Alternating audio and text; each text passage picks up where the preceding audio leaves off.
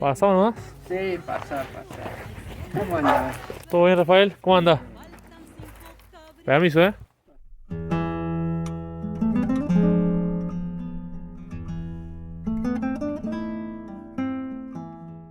Resulta que en febrero del 71 vinimos de vacaciones aquí, todo un grupo de matrimonios josistas. Y éramos como 6 o 7 matrimonios. Y en ese entonces el padre Donato tenía a su cargo lo que era la Escuela Cristo Obrero de Artes y Oficios. Y en temporada se la prestaba a matrimonios católicos para que pudiéramos tener unas vacaciones dignas.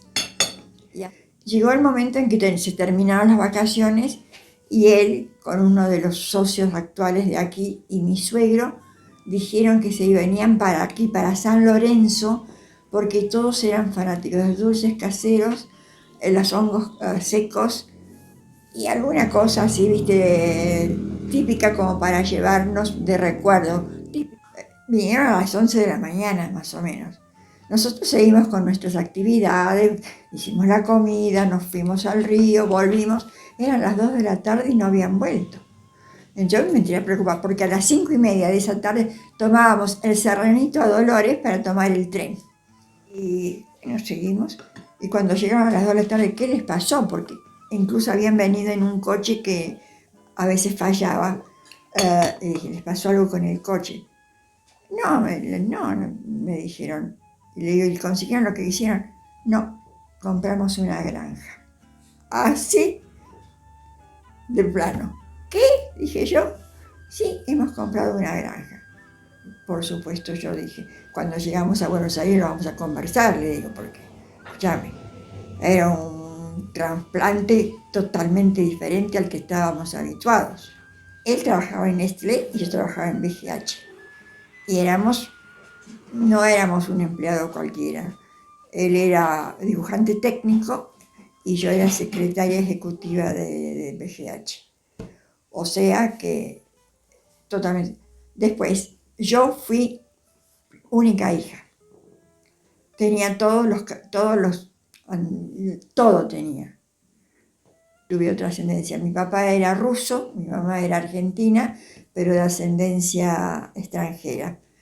Y cuando llegamos a Buenos Aires nos sentamos un día en una reunión familiar y dijimos, hablemos sobre esto. Y no hubo forma de hacerle cambiar la idea de que no viniéramos. No, dice, yo ya me comprometí con esta gente y ya hemos apalabrado a la granja, así que vamos a... eso fue en febrero. En marzo vinieron a escriturar. ¿No? En abril vinieron a escriturar y en septiembre vinimos a vivir. Todo esto yo sin conocer a dónde iba a venir a vivir. Sí. No, y él me dice, además de comprar la granja, hay un negocio de ramos generales que hay que atender. ¿Cómo? Dije yo. Y me dice, lo vas a tener que atender vos, porque yo me voy a dedicar al campo. Bueno, ahí empezó la gran aventura de mi vida. Empecé a trabajar enseguida en el negocio. No, el negocio estaba funcionando.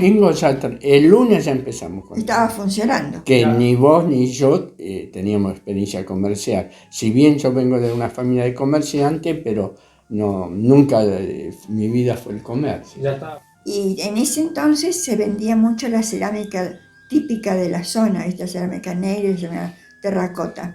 ¿Se vendía turistas o se vendía el turista que venía en ese entonces no era el turista actual. Venía un turismo muy, no venía por 15 días, sino venía para la fiesta y se iba para Semana Santa. No todo, pero una gran mayoría. En invierno conocí el comercio del trueque aquí. Venía la gente de la sierra, la gente del bajo era muy básica, no tenían mucha variedad de comidas ni de cosas, ¿no es cierto? Pero la gente de la sierra, sí. Ellos traían, por ejemplo, cueros, alarrope, fruta seca, Queso, queso, pollo, y cabrito, cordero. se llevaban bolsas de harina, bolsas de yerba, era todo a granel, ¿no es cierto?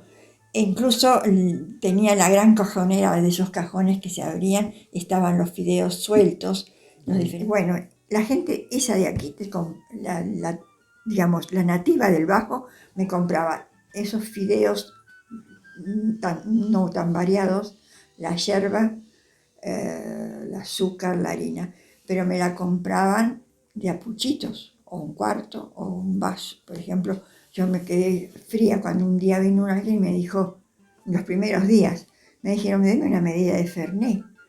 Y yo lo miré diciéndole, ¿qué es eso? Y en eso me ayudaron mucho, me fueron ayudando y me fueron diciendo cómo eran digamos, estaba la medida, esa es la medida de Fernet, señora, estaba la medida grande y la medida chica, entonces bueno, le serví el Fernet.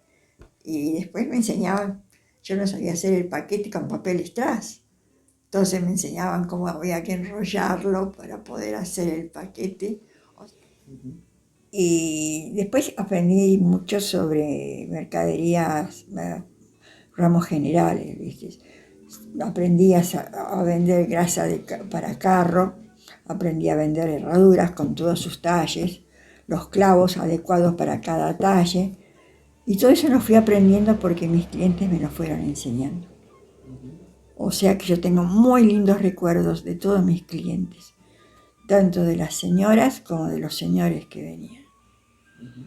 Ellos me ayudaron digamos, a acostumbrarme a estos lugares, porque era totalmente una neófita total.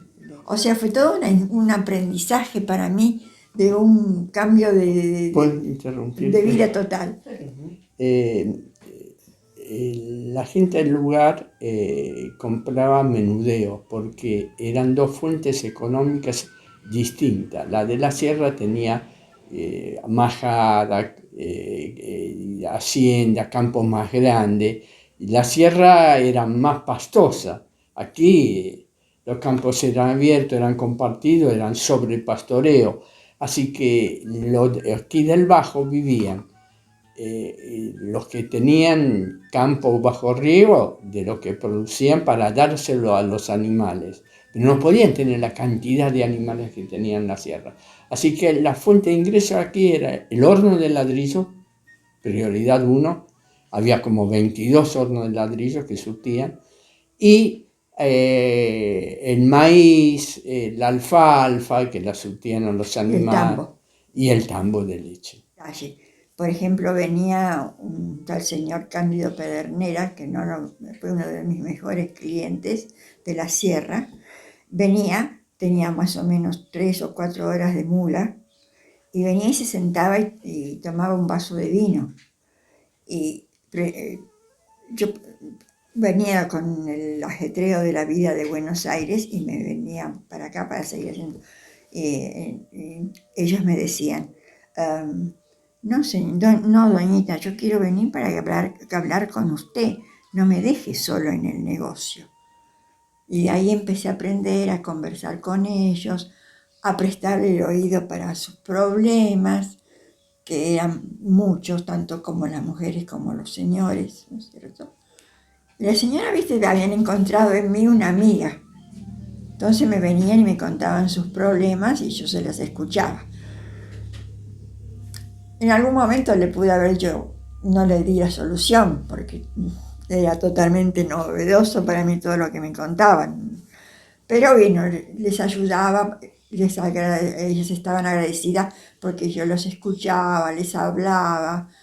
Y los señores también, por ejemplo, se venían, a veces los fines de semana se juntaban varios y me preguntaban cosas, por ahí pedían las cartas para jugar una partida de truco, y consumían un vaso de vino toda la tarde con coca o con Fanta o cerveza en el verano, Yo no tenía heladera eléctrica, teníamos una heladera a hielo. Entonces a la mañana temprano había que ir a buscar el hielo para poder tenerla fría para el atardecer cuando la gente volvía del campo a tomar algo. ¿Dónde compraban el hielo? En Cura Brochero, En Cura Brochero. que lo traían del frigorífico de Dolores. Y en cuestiones así de tradiciones de, por ejemplo, de fiestas. Sí. Por ejemplo, los retiros espirituales. Eso es Los retiros asombroso. espirituales que daban los jesuitas eran importantísimos. Cuando había fecha de retiros espirituales, los hombres desaparecían. Desaparecían, no, se iban todos. Por una semana no tenía clientela. Las que hacían todas las compras, llevaban la leña, todo eran las mujeres. Porque los hombres hacían el retiro espiritual. Las mujeres también, pero no tanto como los hombres. Los hombres eran mucho más devotos en ese entonces. Para los ejercicios espirituales. Sí, para los ejercicios espirituales. La mujer era más profunda, era que le enseñaba a rezar al chico, le explicaba. Era catequista. Cumplía el papel de mamá, ¿viste? Que te enseña a. Si no, aquí, por ejemplo, era el puchero. Y el puchero ralo. Zapallo, papa, ni siquiera la batata, la cebolla y alguno que otro hueso. Ese era el puchero. Ese era el nivel de pobreza que había en esta zona cuando nosotros... Había quienes podían tener mejor vida, pero mi clientela era ese tipo de clientela, ¿no es cierto? Perdón, porque la gente pudiente que tenía acceso a ingresos, que no eran ni mejor ni peor que los demás, iban a los negocios tradicionales de Cura Brochero que tenían un crédito limitado. La gente vendía, por ejemplo, 30 vacas. ¿Qué hacía con ese dinero?